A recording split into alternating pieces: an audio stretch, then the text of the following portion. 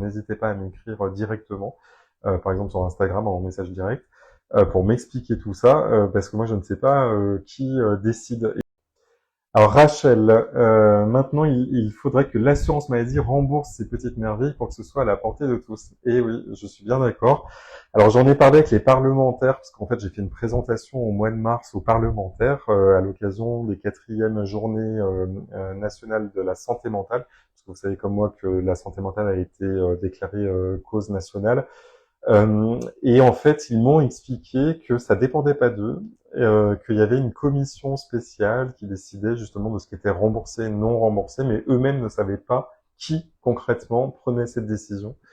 Donc c'est très mystérieux tout ça. Donc s'il y a des personnes qui connaissent le circuit, voilà, du qui décide de ce qui est remboursé et non remboursé, je serais ravi d'en savoir plus. N'hésitez pas à m'écrire directement, par exemple sur Instagram en message direct, pour m'expliquer tout ça, parce que moi je ne sais pas qui décide. Et en fait ça va pas dans le bon sens.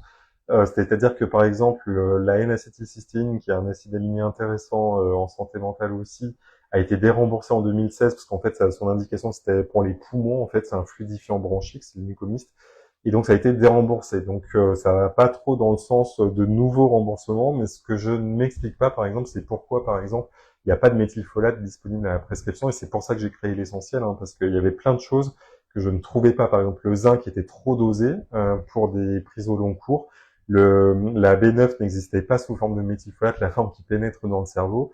Les oméga 3 sont pas remboursés. La vitamine D, souvent, elle était prescrite en ampoule, et en fait, les ampoules sont décriées parce qu'elles sont très dosées et dans certaines situations pas aussi efficaces qu'une prise quotidienne.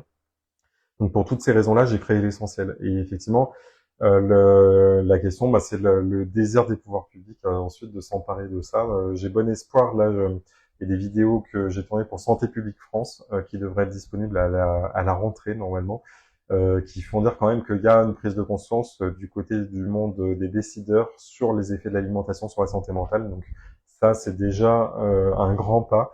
Et après, ben, j'espère que ce sera suivi, parce qu'il y a des blocages conceptuels autour des compléments alimentaires, hein, c'est pour ça que j'en parlais dès le début, et j'arrive pas trop à m'expliquer d'où viennent ces blocages, parce que ils n'apparaissent pas dans les autres pays.